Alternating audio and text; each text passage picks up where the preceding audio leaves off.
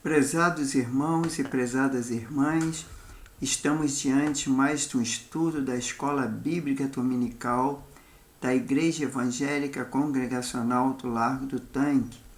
E hoje nós vamos dar continuidade ao nosso estudo do livro de Apocalipse. E antes de nós começarmos, nós vamos dirigir a Deus em oração, pedir a bênção de Deus para esse momento. Senhor Deus e Pai, muito obrigado por mais essa oportunidade. Obrigado pela Tua graça, Tua misericórdia, Teu amor, Teu perdão. Obrigado por cada vida que está assistindo essa aula, por cada pessoa, Senhor, que vai ali estar acompanhando esse estudo, que Tu possa, através do Seu Santo Espírito, dar compreensão, sabedoria, orientação, para que possamos cada dia mais sermos edificados pela Tua Palavra. Venha nos ouvir as nossas orações, os nossos clamores, que Tu possas estar dando um dia de paz, tranquilidade e segurança. E livra-nos de todo mal. É que nós te pedimos, desde já, agradecendo, em nome do Senhor Jesus. Então, irmãos, nós, desde que começamos esse Apocalipse 1 da revista, primeira aula, nós abordamos aqui a revista, o que o autor da revista abordou, né? Então, nós fizemos aquele estudo e tal. E eu dei sequência porque, como eu falei nas aulas passadas, anteriores, que o livro do Apocalipse ele é um livro assim, meio complexo. Então, eu não abordei muito assim, a questão do capítulo 1, mas eu abordei o capítulo 2, porque nas aulas anteriores nós estudamos as lições das cartas às igrejas de Éfeso, né? No qual João escreveu, mas direcionada pelo próprio Jesus Cristo, né? Então, nós estudamos as 7 cartas, né, a igrejas, e acontece que aí eu vou pular o capítulo 4, porque o capítulo 4 fala sobre o trono nos céus, e o capítulo 5 também fala sobre o livro selado e o cordeiro. Então, esses 2 capítulos fica mais fácil a compreensão dos irmãos. Só que no capítulo 6, ele vem falar sobre os selos, né? Então, eu queria abordar um estudo que eu fiz, vamos dizer assim, um resumo, né? E eu queria passar para os irmãos para a gente entender melhor esse capítulo 6. Naturalmente, quando fala nesses selos, que seriam os 6 selos, né, no caso, e o que acontece? Não vai estar o tempo disponível para nós fazermos isso numa aula só. Então, o que vai acontecer? Eu vou tentar abordar pelo menos os primeiros 2 selos, né? Se der o tempo, eu faço assim os 3 selos. Eu falo isso porque, na verdade, a aula não ficar muito extensa, porque aí também, às vezes, o irmão e a irmã não tem muito tempo para estar assistindo, então é bom que a gente reflita mais e faça o acompanhamento nesse estudo, mas assim, gradativamente, sem ter muito, quer dizer, pegar muito conteúdo e a gente não puder entender. Então, a gente vai tentar fazer até, naturalmente, a questão dos 5, os 2 selos, e depois aí na próxima semana a gente dá continuidade, e depois a gente aporta talvez o capítulo 7, né? E as questões das trompetas também, para que a gente fique bem com conhecimento, né, da palavra. Então, aqui nos 6 selos, lá no capítulo 6, né, já que o capítulo 5 concentrou-se no livro do destino que está na mão de Deus, né, que é selado, e destacou a verdade central do Apocalipse, que somente o Cordeiro pode desatar os selos e abrir o livro, em virtude de sua morte sacrificial. A seguir, João relata que ele viu o rompimento dos selos, né? É o que nós vamos falar agora no capítulo 6. E podemos presumir a abertura do livro. Já indicamos que o rompimento dos selos não representa a etapa da abertura do livro, mas somente preliminar a esta. O livro em si contém duas coisas que se complementam, melhor dizendo. O estabelecimento do reino de Deus e o agrupamento dos santos, que no seu reino é o julgamento por Deus dos poderes demoníacos que oprimem o seu povo. O livro do Destino explica o ódio terrível e a violenta hostilidade das forças do mal em relação ao povo de Deus, o que o sofrimento deste durará até o dia final. Mas Deus julgará estes poderes mal e o fim o destruirá. Antes do julgamento final de Deus, derramará uma série de maldições sobre os que deixaram seduzir por esses poderes mal. Esses julgamentos, além de manifestar a ira de Deus contra tudo que é mal e rebelde, terão também o propósito misericordioso de levar os perversos e aos joelhos em arrependimento, antes que venha o julgamento final e seja tarde demais. Antes de o livro ser aberto, os 7 selos são desatados. Depois segue os acontecimentos do fim. O desatar dos selos retrata as forças que atuarão durante a história, pelas quais os propósitos de Deus relativos à redenção e ao julgamento serão transmitidos. Estes acontecimentos não fazem parte da grande tribulação, mas são preliminares e preparatórios a ela. O fato que o 6º selo nos traz ao limiar do fim reforça essa conclusão. Os outros 5 selos são precedentes. O primeiro selo está lá no capítulo 6:1, né? 1 e 2. João, na visão, viu o cordeiro romper o primeiro selo. Eu vi um dos 4 seres viventes a dizer, com uma voz como um trovão, vem.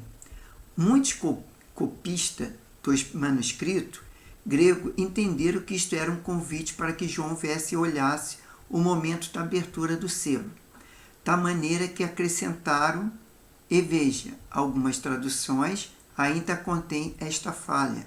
O texto grego, em seus manuscritos, melhor preservados, no entanto, contém somente a ordem, vem. O mesmo vale para o versículo 3, 5 e 7.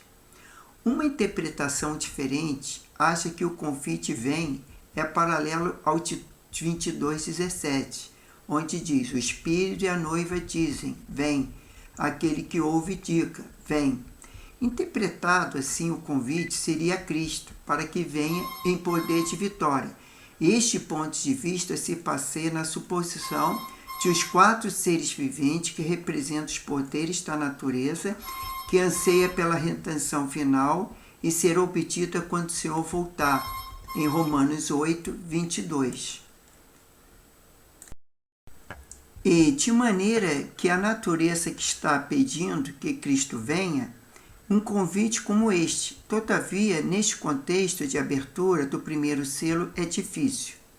A interpretação mais natural ao do chamado, repetido 4 vezes, vem, e que os 4 seres viventes estão chamando os 4 cavaleiros. À medida que o cordeiro vai rompendo os primeiros 4 selos, 4 cavalos surgem na terra como instrumento dos propósitos divinos. O primeiro é branco, o segundo é vermelho, o terceiro preto e o quarto amarelo. Em Zacarias 6, 1, seguinte, encontramos o pano de fundo para esse simbolismo, onde o profeta tem uma visão de 4 carros puxados por 4 cavalos de cores diferentes, vermelho, preto, branco e o último baio. Esses 4 carros saem para os 4 ventos para percorrer a terra como instrumentos da ira de Deus contra os inimigos do seu povo. Não há dúvida que, quanto ao significado do segundo, terceiro e quarto cavaleiro, o segundo é guerra, o terceiro escassez e o quarto é a morte, em forma de pestilência e violência. Sobre a identidade do primeiro cavalo, o seu cavaleiro há muitas opiniões. João viu um cavalo branco e seu cavaleiro com arco, e foi-lhe dada uma coroa, e ele saiu vencendo para vencer. Muitos intérpretes insistem que o primeiro cavaleiro deve ser entendido como sendo o mesmo tipo que outros três, já que os outros três são poderes maus, de destruição e morte, pelos quais Deus executa seu julgamento. O cavalo branco não pode situar o conjunto. Geralmente, esse cavalo branco é tido como conquista em geral, enquanto o cavalo vermelho é guerra, e em particular, alguns têm a impressão que a chave da interpretação é o arco, um instrumento de guerra no mundo antigo, pelo qual os partos eram especialmente conhecidos. Os partos eram o povo guerreiro que vivia na Ásia, a sudeste do mar Cáspio, na região do atual Irã. Seus cavaleiros eram conhecidos na guerra por sua rapidez de locomoção e suas habilidades de manejo do arco e flecha. Estes tinham sido subjugados pelos persas e mais tarde pelos reis gregos da Síria, os seleucitas. Mas por volta de 250 a.C., eles se revoltaram contra as seleucitas. E durante o tempo do Novo Testamento, eles eram um grande perigo para os romanos, ameaçadoramente estacionados na fronteira do Império Romano. A coroa do cavaleiro é dita como um símbolo de conquista. O cavaleiro avança triunfante como um conquistador, que quer fazer cada vez mais conquista. Uma das maiores dificuldades desta interpretação é que ela não faz justiça à vestimenta branca do cavaleiro, e a cor branca é a cor branca do cavalo.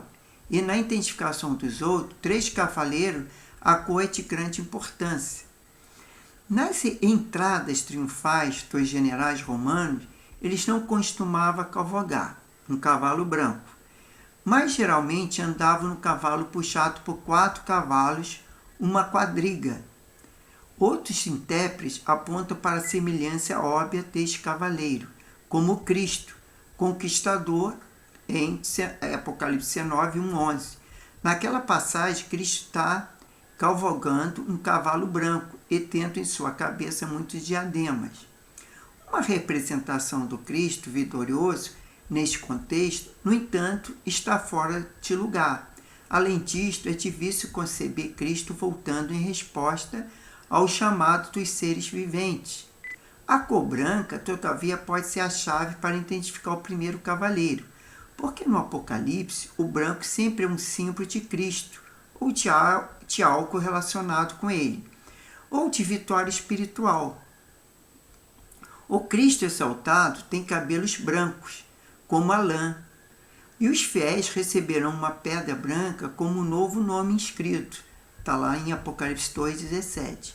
Eles vestirão roupas brancas, conforme Apocalipse 3,4 e 5,18.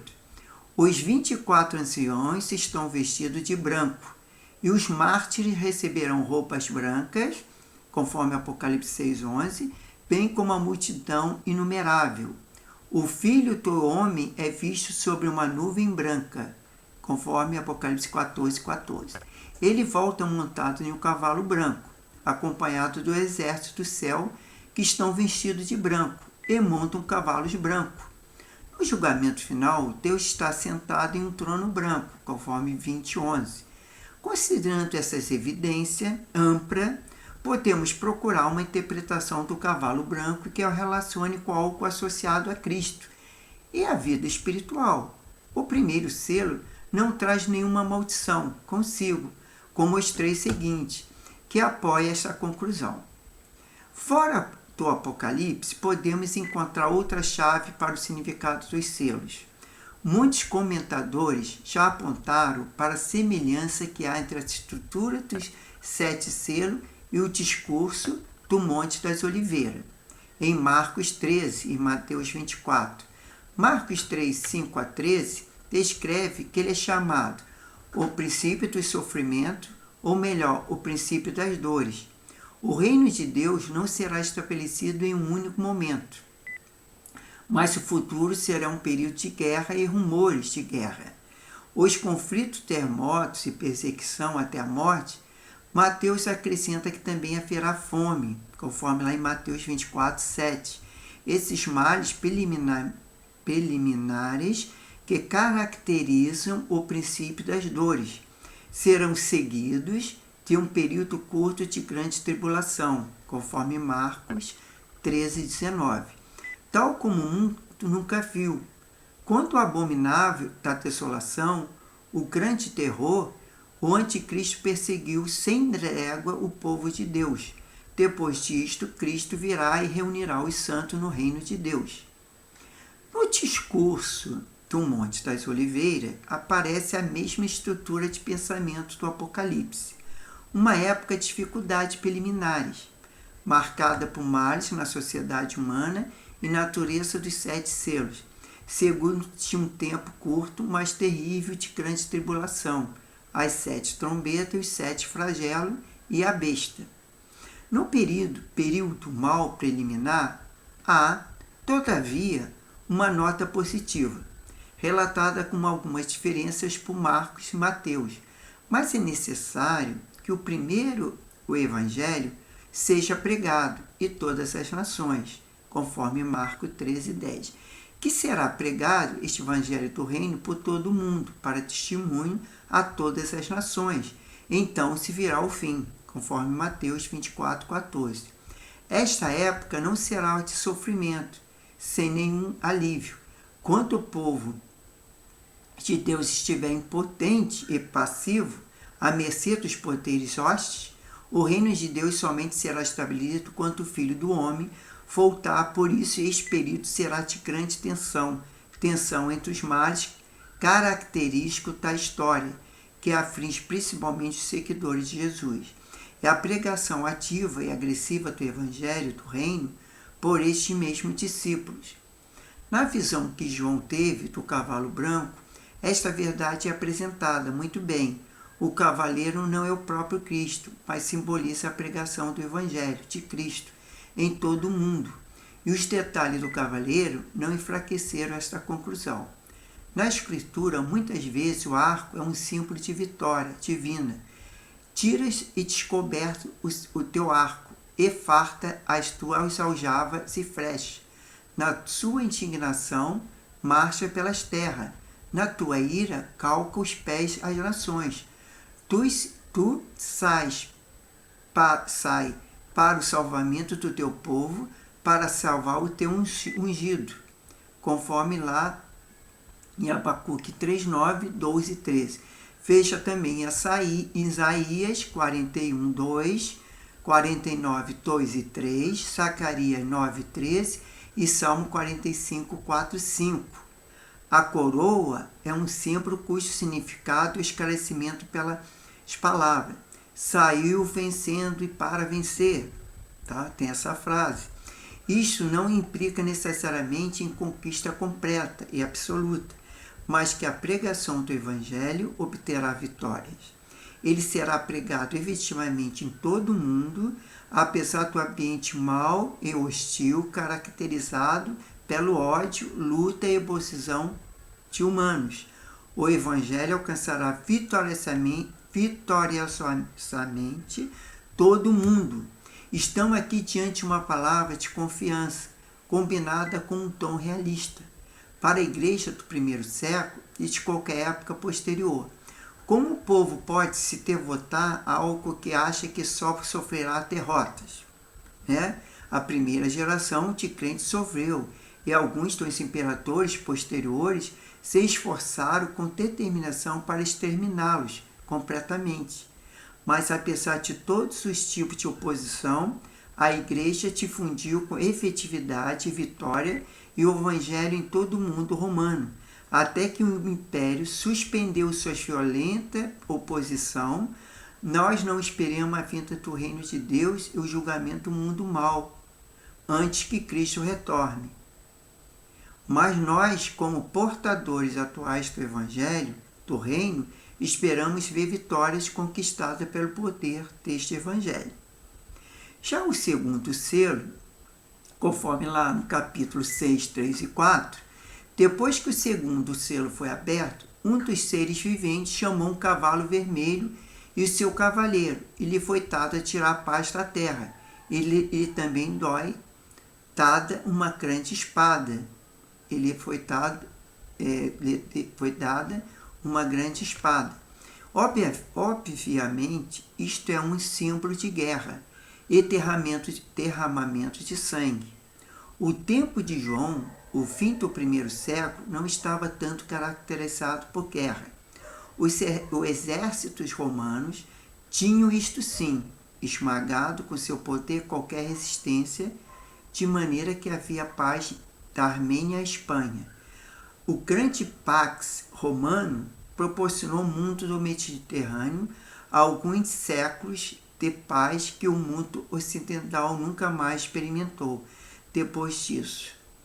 Essa grande paz aí, que é uma paz com X, não é com Z, é aquilo que a gente já estudou anteriormente lá com o apóstolo Paulo, né, quando ele fala dessa paz, né, que os romanos tinham aquela paz, quer dizer, uma paz disfarçada, porque os romanos, aquelas pessoas que ela subjugava ao exército, ao governo romano, eles tinham aquela paz, né? É como se fosse uma segurança, uma paz entre aspas, vamos dizer. Não era uma paz como a gente pede hoje, como Jesus, né? Que é o único que pode estar a verdadeira paz, né? Que é aquela paz com Z. Mas vamos continuar então. Abrir esse parênteses só para mostrar que essa paz que eu falei com X é uma paz diferente da paz com Z. Então era, todavia, uma paz baseada na força e no poder de Roma. Estava representado em todos os lugares pelas suas legiões. Em princípio, a guerra e a conquista era a política básica e continuarão sendo até que o Senhor volte. Já o terceiro selo é o cavalo preto, no seu cavaleiro, trazendo uma balança de 2 pratos, significavam escassez. A balança era uma alçada para pesar trigo. Ouviu João uma voz que ela disse reflete as condições de escassez. Se bem que não exatamente de fome, uma medida de trigo por um denário, 3 medidas de cevada por um denário. O denário era uma moeda de prata que correspondia ao salário médio de um dia de um assalariado. Trigo era o alimento principal no mundo antigo e a cevada era o alimento dos pobres, porque era mais barato. Uma medida de trigo era consumo diário e médio de um homem. Isto demonstrava a situação de escassez, porque um homem gastava tudo que podia ganhar, um denário por dia, para comprar alimento, barato para uma família pequena. Em tempos normais, um denário poderia comprar 12 a 15 vezes mais alimento. Quer dizer, olha só a diferença, né? E a voz acrescentou, não danifiqueis o azeite e o vinho. Muitos comentadores entendem que significa que o artigo de luxo, como o azeite e vinho, não escasseariam. Os pobres sofreriam, mas os ricos não passariam necessidade. É mais provável que, no entanto, estas palavras ponham um limite ao grau de escassez. Pode ser que o vinho fino fosse um artigo de luxo para os ricos, mas o azeite e vinho barato faziam parte da necessidade básica dos pobres. Por exemplo, cereal, azeite e vinho é uma frase comum na Bíblia, representando a necessidade básica da vida.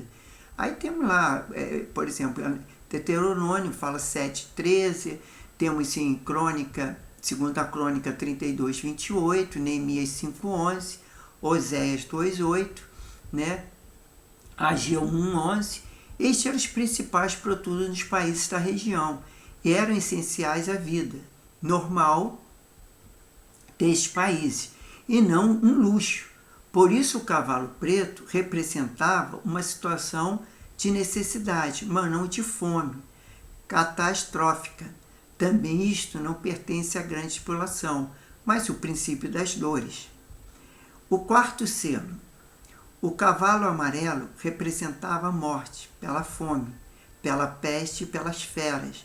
A palavra grega chloros muitas vezes significava verde, um adjetivo que acompanha grama, folha e árvore. A própria palavra significa vegetação. Um cavalo verde, no entanto, não cabe no contexto. A palavra também pode significar um cinza pálido, uma cor cinzenta do medo, e aqui parece significar a palidez amarelada da morte.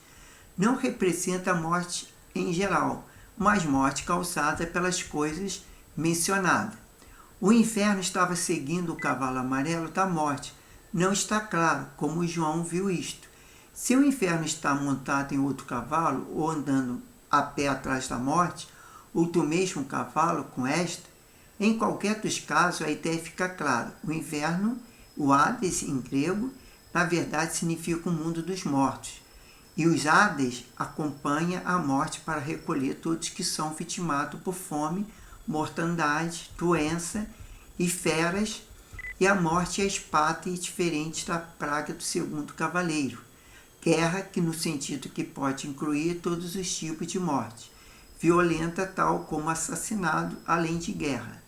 A inclusão da fome como uma das causas da morte mostra que essa praga é semelhante do cavalo preto, escassez, com a diferença que a praga é mais intensa, ela todavia ainda tem alcance limitado, porque seu cavaleiro recebe poder somente pela quarta parte da terra.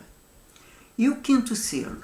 Os 4 primeiros selos retratam em vividos termos simbólicos as forças pelas quais Deus executará o seu propósito de retenção, julgamento no decorrer dos séculos.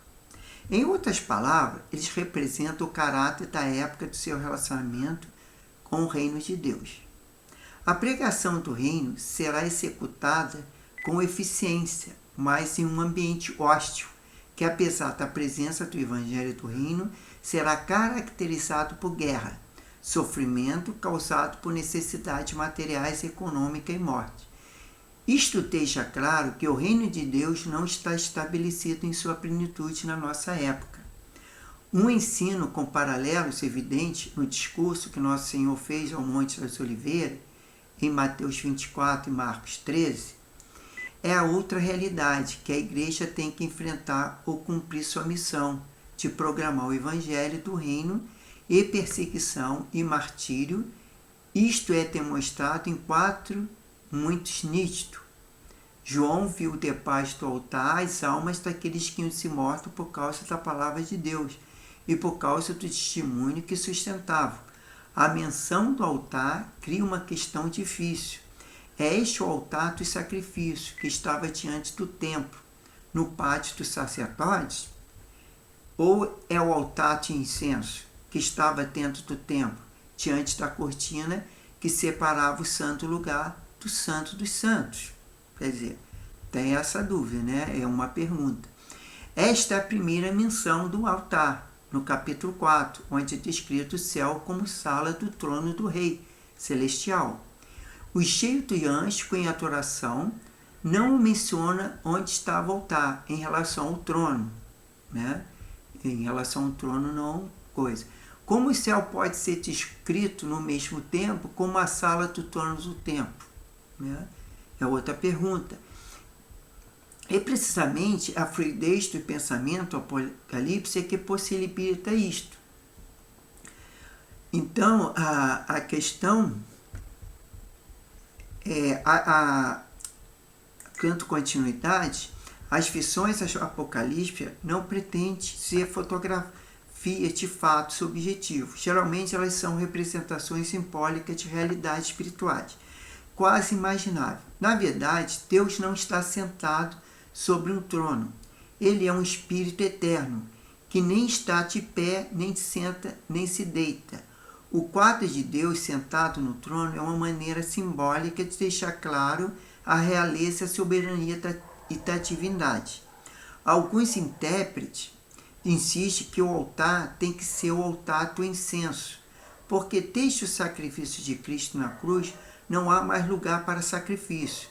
Este raciocínio não leva adequadamente em conta a natureza simbólica da linguagem apocalíptica. O céu, ao mesmo tempo, a sala do trono de Deus e seu templo. O altar é do sacrifício, apesar a morte de Cristo a acabar com o sacrifício. Isaías viu o Senhor assentado sobre o altar, no supremo trono, e as abas de suas vestes em si o templo. Essa frase está lá em Isaías 6:1. E o altar também está dentro do templo, conforme Isaías 6:6. E Salmos 11:4. Diz: o Senhor está no seu santo templo, nos céus tem o Senhor no seu trono. Não há problema em misturar os símbolos e imaginar o céu tanto como o templo de Deus, como onde está o seu trono. Mesmo não havendo equivalente terrestre para a mistura dos quadros, o céu é considerado um templo de Deus, em passagens como Salmo 18:6, Salmo 29:9 e Miqueias 1:2, entre outras. Por esta razão, não precisamos forçar a questão da posição do altar ou em relação que se ele está com o trono. O altar é mencionado em vários versículos, capítulos, por exemplo, no 8, 3:5 de Apocalipse, 9, 13, 11, 1, o 14, 18 e outros. O altar está diante do trono e parece o altar dos incensos, representando as orações dos santos. Já em Apocalipse 11:1, o altar parece ser o sacrifício, que ficava no pátio dos sacerdotes. No nosso texto, o altar é claramente do sacrifício, onde o sangue sacrificial é derramado.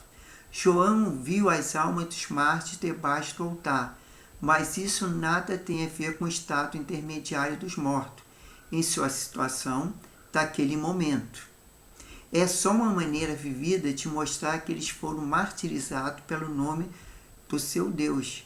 No Antigo Testamento, o sangue ritual das vítimas do sacrifício era derramado à base do altar, conforme Levítico 4:7. João vê as almas dos mártires sobre o altar, apesar de eles terem sido sacrificados sobre o altar o seu sangue derramado diante deste. O pensamento cristão emprega muitas vezes a linguagem de morte sacrificial. O apóstolo Paulo, enquanto aguardava sua execução, disse: estou sendo já oferecido por libação e sacrifício, conforme 2 Timóteo 4:6. Alguns anos antes disto, também encarando a possibilidade de ser morto, ele tinha dito, mesmo que seja oferecido por libação sobre o sacrifício da nossa fé, alegro-me. Isso é o apóstolo Paulo falando, lá em Filipenses 2:17. Os mártires do cristianismo estão vistos como sacrifício oferecido a Deus. Eles foram mortos na terra e no seu sangue tingiu o solo pela fé cristã. No entanto, a verdade, o sacrifício ocorreu no céu, onde suas almas foram oferecidas no altar celestial. É duvidoso se João tem em mente algum martírio ou grupo de mártires histórico particular. Já vimos anteriormente que o tempo em que João escreveu à igreja ainda não tinha experimentado martírio generalizado ou uma grande escala. Nero empreendeu uma breve perseguição local dos cristãos em Roma no tempo de João. Domiciano perseguiu algumas famílias em Roma, aparentemente por serem cristãs. João profetiza que no fim dos tempos a besta ou o anticristo perseguirá a igreja com ferocidade, a ponto de quase destruí-la. No presente passagem, João parece estar pensando em todos os mártires cristãos, em todas as épocas, talvez particularmente ou do fim dos tempos. Tudo no Novo Testamento enfatiza repentinamente que a igreja, por natureza, é um povo mártir. Quando Jesus ensinou que tem que ser seus discípulos, deve negar a si mesmo e tomar sobre si sua cruz, conforme Mateus 10:38 e 16:24. Ele não estava falando de carregar cargas pesadas, mas está disposto a ser martirizado. A cruz nada mais é que um instrumento de morte. Cada discípulo de Jesus, em sua essência, é um mártir. João aqui está abrangendo todos os crentes que sofreram até este ponto. Estes mártires tinham sido mortos por causa da palavra de Deus e por causa do testemunho que sustentava, conforme lá em Apocalipse 1, 9, 12, 11, 17 e 19 e 10. A palavra de Deus e o Evangelho de Deus deu aos homens pelo qual eles são salvos, que inclui a grandiosa realidade da ressurreição do senhorio de Cristo. Nenhum cristão poderia confessar que Cristo é o Senhor e ao mesmo tempo se curvar o senhorio de soberano humano, como imperador. Na história do martírio de Policarpo, este recebeu a promessa de liberdade se negasse a Cristo e se jurasse por César. A tendência de se perseguir os cristãos estava se alastrando pelo mundo romano, embora se tornasse um princípio generalizado que só bastante tempo depois o testemunho que sustentavam gramaticalmente pode significar o testemunho que eles deram de Cristo, mas de um estudo desta frase e que repete: concluímos que é mais provável que quem deu o testemunho é Jesus. Eles creram nele no testemunho e por causa disso foram mortos. Né? Estas almas, debaixo do altar, clamam a Deus, ao soberano Senhor, santo e verdadeiro, até que não julgas nem vingas o nosso sangue dos que habitam sobre a terra. Está perguntando, né? Eu repetindo. São estas almas debaixo do altar, clamam ó soberano Senhor, santo e verdadeiro, até quando julgas e nem vingas nosso sangue dos que habitam sobre a terra. A expressão soberano Senhor é a tradução de uma única palavra grega. Não se trata da palavra geralmente traduzida por Senhor no Novo Testamento, que é o Kyrios, mas tem um título muito usado para Deus no Antigo Testamento, o grego despotes, que significa o governo soberano de Deus sobre todas as coisas. Deus é chamado de santo, isto é, acima de tudo que é mal, e que por isso não pode tolerar para sempre o mal, que foi feito aos mártires. Ele também é o verdadeiro, ou seja, aquele que é fiel nas suas promessas da aliança e, por fim, faz salvar o seu povo, mesmo que este foi martirizado e levado à redenção completa do reino de Deus. Essas almas de mártires que se encontram sobre o altar chamam por justiça a faces que habitam sobre a terra, mais vezes repetida no Apocalipse, e significa humanidade em sua rebelião e hostilidade contra Deus, conforme lá Apocalipse 3:10, 11:10, 13:8, 12:14 e 14:6 e 17:8. A oração dessas almas pode ser interpretada como um pedido de vingança, como por justiça. De fato, há exemplo da história dos primeiros mártires cristãos, que estes não demonstravam o mesmo espírito que Jesus esteve orando por perdão para os seus os que perseguiram. Pelo contrário, às vezes os mártires ameaçavam seus torturadores com o julgamento da ira vindoura.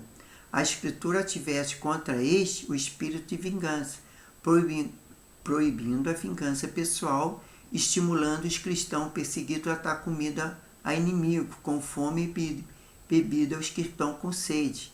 Né? Aquilo que Jesus fala, os seus inimigos, se pedirem comida ou bebida, que você dê a ele. Né? Deve demonstrar amor e o que os atormenta, e deixar a vingança para Deus, que julgará com justiça, conforme Romanos 12:19. À luz deste raciocínio, muitos intérpretes entenderam a oração dos mártires como uma oração judaica por vingança, e não uma verdadeira oração cristã. Por outro lado, vai, através da Escritura, um tom ocasional de clamor por justiça. Deus disse a Caim, depois de ter matado Abel: a voz do sangue do teu irmão clama na terra por mim. Né? Deus falando lá em Gênesis 4:10. Nosso Senhor contou uma parábola sobre pessoas justas que sofrem à mercê dos perversos e cuja única justiça é Deus. Não fará Deus justiça ao seu escolhido? e que lhe clama dia e noite, embora pareça demorado para defendê-los? Digo-vos que depressa lhes fará a justiça, conforme Lucas 18, 7, 8. Como o clamor vem de baixo do altar, para onde ocorre o sangue derramado, a impressão é que o sangue dos mártires é que está pedindo justiça, e não os mártires exigindo vingança pessoal. Eles oram que a justiça divina caia rápido sobre os perversos, que mataram o justo, elas vêm com certeza porque Deus é santo e verdadeiro. A vestidura branca que os mártires receberam não é um corpo momentâneo, ou um corpo ressurreto. Se fosse esse o significado da roupa branca, os mártires teriam recebido na hora da morte. As vestes brancas são um símbolo de felicidade e repouso, apesar de a felicidade final e perfeita vir só com o retorno de Cristo e a ressurreição do corpo. As almas dos mártires ainda estão repousando junto ao altar. Eles ainda estão se alegrando da presença total de Deus. As almas dos mártires têm que repousar ainda por pouco tempo, antes de alcançar a felicidade total. Isto é total, enquanto elas estão repousando. Eles têm que esperar com paciência até que também se completasse o número de seus conservos e seus irmãos. Não há dúvida que não devemos tomar essa afirmação por uma equação matemática, como se Deus estivesse decretando o número de mártires, que deve ser atingido só quando a quantidade estabelecida estiver morta e que virá o fim. Indica isto sim, que João sabe que o fim não virá logo e que a igreja experimentará mais a época de martírio. E agora falando do sexto selo, lá em 6, 12 ao 14, quando o sexto selo foi quebrado, João viu uma série de fenômenos e uma linguagem profética e apocalíptica, geralmente indicava o fim do mundo, considerando que muitos intérpretes pensam que esta palavra significa simbolicamente revoluções sociais, econômica e política. Temos de enfatizar o pano de fundo profético do Antigo Testamento. No dia do Senhor, quando Deus, afinal, visitar a terra, com julgamento e retenção, todo o sistema do universo será abalado. Joel profetiza: o sol se converterá em treva e a luz em sangue, antes que venha um grande dia do Senhor. Tá lá em Joel 12, 31. E mais diante, o dia do Senhor está perto. E o sol e a lua escurecerão e as estrelas retirarão seu esplendor. Ageu escreveu ainda que uma vez dentro de pouco farei abalar o céu e a terra, e o mar e a terra seca. Em Ageu 2,6. Para Isaías, o dia do Senhor é um tempo em que as estrelas e constelações do céu não darão a luz. E o sol logo ao amanhecer se escurecerá, e a luz não fará resplandecer a sua luz, conforme Isaías 13:10. Em outra passagem, Isaías escreve: todo o exército dos céus se dissolverá, e os céus se enrolarão como um pergaminho. Todo o seu exército cairá como cai a folha da vide e a folha da figueira, conforme Isaías 34:4. Jeremias descreveu o mesmo acontecimento. Olhei para a terra, eis que ela sem forma e vazia, para os céus e não tinha luz. Olhei para os montes, eis que tremia, e todos os outeiros estremeciam. Pois assim diz o Senhor: toda a terra será assolada, porém não a consumirei de todo. Por isso a terra pranteará e o céu acima se enegrecerão. No discurso que o Senhor fez ao Monte das Oliveiras, encontramos a mesma linguagem de catástrofes cósmica. Imediatamente após o curto período da grande tribulação, o sol escurecerá e a lua não terá sua claridade, e as estrelas cairão do firmamento e os poderes dos céus serão abalados. Isso está lá em Mateus 24:29. E após uma perturbação cósmica, o Filho do Homem aparecerá entre as nuvens para reunir seus eleitos no reino de Deus.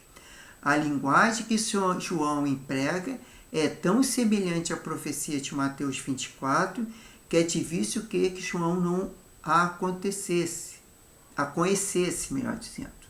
Numa profunda teologia, serve de base para esta linguagem de catástrofe cósmica no fim dos tempos.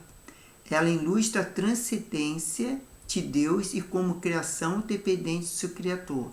O Antigo Testamento relata constantemente as visitações de Deus em termos de teofania, isto é, majestade, poder e glória, tão grandioso que o mundo físico é abalado.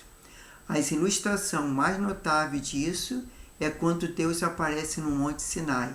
Isto, todavia, não é tudo. O Antigo Testamento mostra que o mundo físico participa de alguma maneira do destino do homem, caído sob o peso da violência, decadência e morte.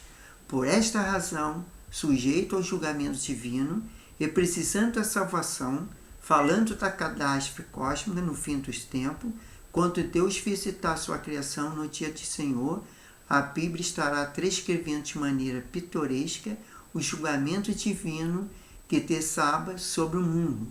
A forma de expressar é semi-poética, isto é, a linguagem é simbólica, e dificilmente pode ser tomada muito aos pés da letra. Por exemplo, com a luz do nosso moderno conhecimento da astronomia, podemos conceber estrelas caindo sobre a Terra. É uma pergunta. Podemos conceber estrelas caindo sobre a Terra? Se sabemos que a abóbada celeste, a azul da realidade, é uma ilusão óptica, como podemos imaginar o céu sendo enrolado como por pergaminho, né? A linguagem, no entanto, não é somente poética ou simbólica de realidades espirituais, mas descreve uma catástrofe cósmica real de caráter inconcebível para nós. Das ruínas do julgamento emergirá um sistema novo, redimido, que João chama de novo céu e nova terra. Os que experimentaram esta catástrofe reconhecem que, como no fim do mundo, todo tipo de pessoas, pequenas e grandes, altas ou inferiores de posição, se esconderam nas cavernas, nos penhascos e nos montes, procurando se cumprir a face daquele que assenta no trono e da ira do Cordeiro, porque chegou o grande dia da ira deles, a quem se pode suster-se. Por trás disso, transparece uma das primeiras passagens apocalípticas do Antigo Testamento, em Isaías 2,19, em que o dia do Senhor é descrito como um tempo e que os homens se meterão em cavernas das rochas e nos buracos da terra ante o terror do Senhor e a glória de sua majestade, quando se levantar para espantar a terra. A expressão dia do Senhor pode incluir todo o período que estará no fim desta era e dará início a uma era futura. Será o dia do seu julgamento dos perversos, o dia da ira, um dia da redenção para o justo, e no Novo Testamento ele é chamado o dia do Senhor, conforme 2 Tessalonicenses 2,2, o dia de Cristo, conforme Filipenses 1,10, o dia do Senhor Jesus Cristo, conforme 2 Coríntios 1,8, ou o dia do Senhor Jesus Cristo, conforme 2 Coríntios 1,14, e também o dia da ira, conforme Romanos 2,5, e o dia da redenção, conforme Efésios 4,30. Não podemos fazer distinção entre os diferentes termos, como se fossem dias diferentes que podemos distinguir um do outro. O nosso exemplo, a catástrofe cósmica, convence o homem que o dia chegou e o dia do Senhor está para aparecer. João, no entanto, não continua descrevendo o fim e a vinda do Senhor, como poderíamos esperar. Ao invés disso, ele continua com relatos de certos acontecimentos que precedem imediatamente o fim. E é de fato, quando o sétimo selo é rompido, né, a gente chega até aqui o sétimo selo. Nenhuma maldição lhe segue. Em vez disso, João relata o soar dos 7 trombetas. E a maldição os que acompanham, e depois o derramamento das 7 taças, a ira de Deus e os flagelos que estão proporcionados. Isto concorda com a maneira de nós entendermos 7 selos.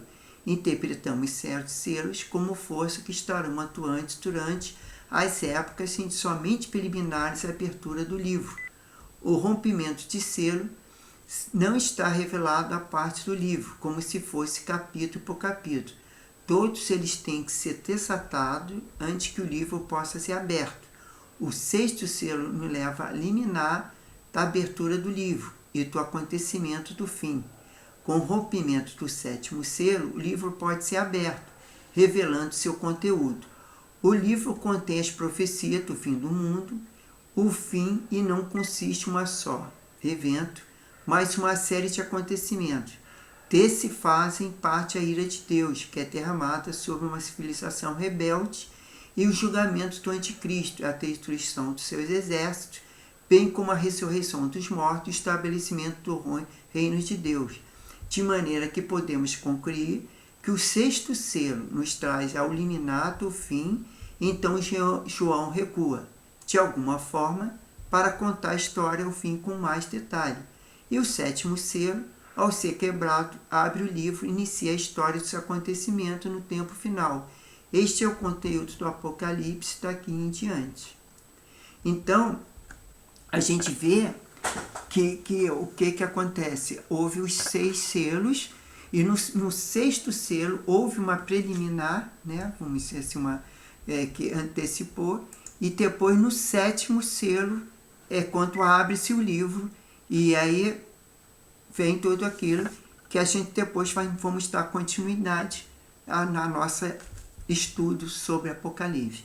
Espero que os irmãos tenham gostado. Eu não sei se eu fui muito rápido na fala, mas se o irmão puderem, né, achar que vão assistir, pode interromper e procurar qualquer dúvida nessas questões quando a gente aborda lá vários livros do Antigo Testamento, que eu cito o capítulo e o versículo, que são consoante aos acontecimentos que já foi previsto até no Antigo Testamento, que o que é revelado ali em Apocalipse, né, no Novo Testamento, tem coisas como em Ageu lá, né, em Isaías, né, e já falava dessa questão do que aconteceria no final dos tempos. E aí, para a semana, a gente vai dar continuidade. Eu vou ver se eu pego os 144 selados, né, que há muita dúvida sobre isso. E ainda falar um pouquinho sobre o sétimo selo e o incensário de ouro, né? E a questão, depois a gente vai dar continuidade com as questões da trombeta e tal. Eu acho que a gente vai continuar nesse mês de outubro, até o final do mês, nesse livro de Apocalipse. Para depois, mais tarde, aí a gente volta na lição nessa Apocalipse 2. Correto, irmão? Então vamos orar, vamos agradecer a Deus por mais esse dia e que Deus nos abençoe. Senhor Deus Pai, muito obrigado, Senhor, por mais esse estudo.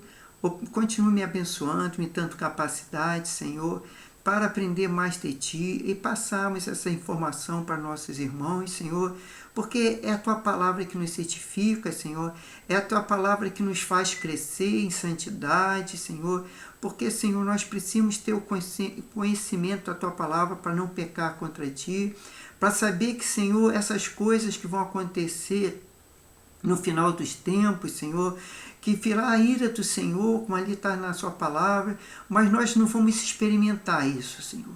Mas para isso, Senhor, venha nos abençoar, venha nos dar conhecimento para não desviarmos da Tua palavra, para não adorarmos a outro Deus que não seja o Senhor, para que possamos ter a vida eterna, a salvação, Senhor, e que não venhamos passar pela essa ira vindoura, Senhor, pelas coisas que vão acontecer no final do tempo, Pai.